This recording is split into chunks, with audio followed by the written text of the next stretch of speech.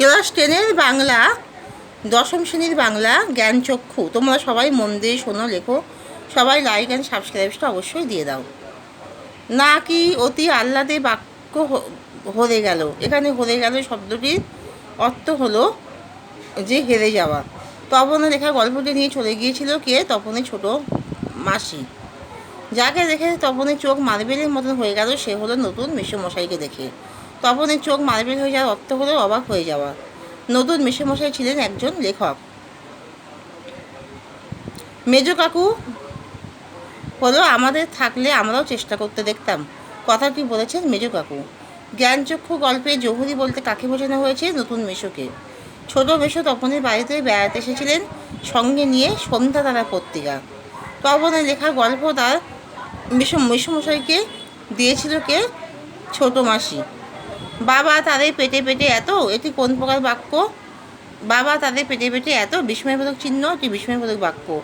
বাবা তাদের পেটে পেটে এত কে কোন প্রসঙ্গে কথা বলেছেন?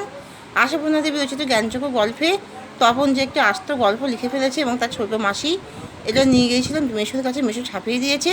তার বাড়িকে বিশ্বাস করেনি, বরং তাকে নিয়ে নানা রকমের ঠাট্টা তামাশা করেছে। অবশেষে তপনের গল্পটি প্রকাশিত হয়ে যাওয়ার পরে তার মা উপযুক্ত কথাটি বলেছে। আর তোমরা বিশ্বাস করবে কিনা জানি না, এখানে কোন ঘটনার কথা বলা হয়েছে?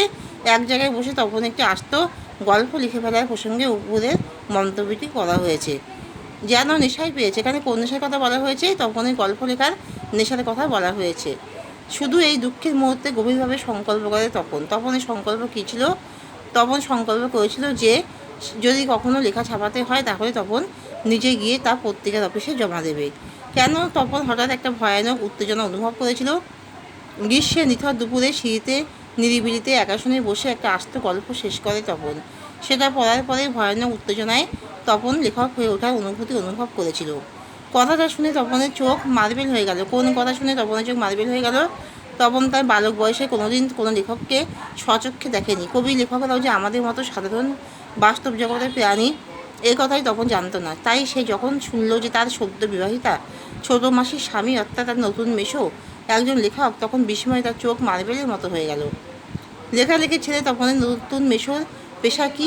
লেখালেখি ছাড়া তপনের নতুন মেসোর পেশা কি? লেখালেখি ছাড়া তপনের নতুন মেসো কলেজের একজন অধ্যাপক। তপনের মনে হয় আজ যেন তার জীবনের সবচেয়ে দুঃখের দিন।